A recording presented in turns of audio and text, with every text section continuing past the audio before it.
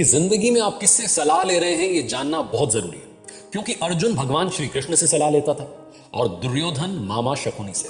एक छोटी सी कहानी, ये कहानी दो दोस्तों की है। दो ऐसे दोस्त जो कि बचपन से साथ रहे, कॉलेज में साथ पढ़े, बाद में जिस कंपनी में अप्लाई किया वहां भी साथ में जॉब लग गई। जॉब से एक दिन शाम में घर लौट रहे थे, अपनी गाड़ी में थे और उसी वक्त इनकी कार का भयानक एक्सीडेंट हो गया।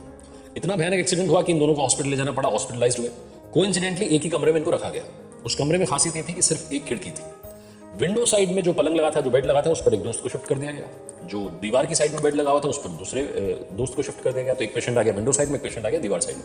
इस कहानी को वैसे समझिएगा कि विंडो साइड वाला दोस्त है और एक दीवार साइड वाला दोस्त है। विंडो साइड वाले दोस्त से दीवार साइड वाले दोस्त को जेलसी होने लगी। उसको लगा कि अब मूवमेंट तो हम कर नहीं सकते, जा नहीं सकते, खिड़की से बाहर देख लेते हैं। लेकिन ये जो किस्मत है ये भी मेरे दोस्त की है, वो खिड़की से बाहर देख सकता है, मैं खिड़की से बाहर नहीं देख सकता हूं। तो उसको इस बात से जलन होने लगी। 2-3 दिन उसने इस बात को इग्नोर किया। उसने सोचा कि क्या बोलना खिड़की के बारे में, लेकिन उससे रहा नहीं गया। तो एक दिन उसने पूछ लिया अपने दोस्त से कि मेरे भाई एक बात बताओ, खिड़की के बाहर क्या दिख रहा है?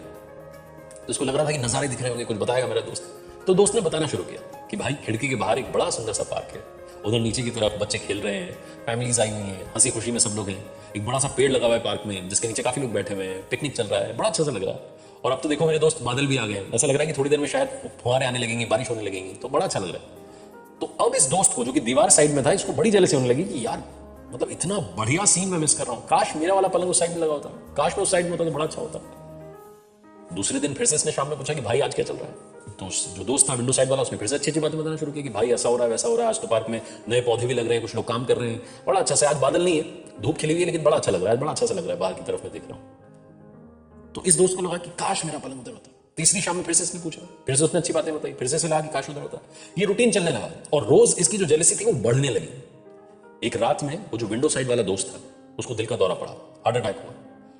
और हार्ट अटैक जब हो रहा था, जब वो तड़प रहा था, तब इस वाले दोस्त की, जो दीवार साइड में था, इसकी नींद खुल गई, लेकिन कुछ नहीं बोला, चुपचाप रहा। और सही टाइम पर ट्रीटमेंट नहीं होने की वजह से विंडो साइड वाले दोस्त की डेथ हो गई। जब उसकी डेथ हो गई, उसकी बॉडी को वहां से बाहर निकाला जा रहा था, नर्सिंग स्टाफ आया था, उसकी बॉडी को वहां से हटा लिया गया, वो पलंग खाली हो गया। तो ये जो दीवार साइड वाला दोस्त था, इसने नर्सिंग स्टाफ से पूछा कि क्या आप एक छोटी सी मदद कर सकते हैं? उन्होंने बोला कि हाँ जी बताइए। कि मैं बड़ा दुखी हूं कि मेरा दोस्त की डेथ हुई है और मेरा दोस्त अब इस दुनिया में नहीं रहा है, लेकिन एक छोटा सा आपका फेवर चाहिए। तो उन्होंने बोला कि हाँ जी बताइए ना क्या करना। तो उसने बोला कि अगर आप मेरा वाला जो बेड है, अगर इसको आप विंडो साइड में शिफ्ट कर देंगे तो थोड़ा सा ठीक रहेगा, मुझे भी थोड़ा देखने को मिल जाएगा। तो उन्होंने बोले हाँ कोई बात नहीं, कौन सी बड़ी बात है। तो उनका इस पेशेंट को इस तरफ से इस तरफ शिफ्ट कर दिया गया, ये विंडो साइड में आ गया। जब ये विंडो साइड वाले पलंग पर आया, जब ये उस बेड पर पहुंचा जिस पर पहुंचना चाह रहा था, और जब इसने बाहर देखा तो इसे बाहर कुछ नहीं दिखाई। वहां कोई पार्क नहीं था, कोई बच्चे नहीं थे, कोई बड़ा पेड़ नहीं था, कोई पिकनिक नहीं चल रहा था, कोई बादल बादल कुछ नहीं। वहां तो बादल के आसमान नहीं दिख रहा था, क्योंकि वहां पर थी एक बदसूरत सी, खामोश सी, बड़ी सी, गंदी सी दीवार। वो जो विंडो साइड वाले बेड पर जो दोस्त था, वो अपने दीवार साइड वाले बेड पर जो दोस्त था, उसको बड़ी अच्छी अच्छी बातें बता करके पॉजिटिव कर रहा था, लेकिन वो जेलसी के मारे मरा जा रहा था। उसे इसी बात से जलन थी कि काश मेरा बेड उस तरफ होता।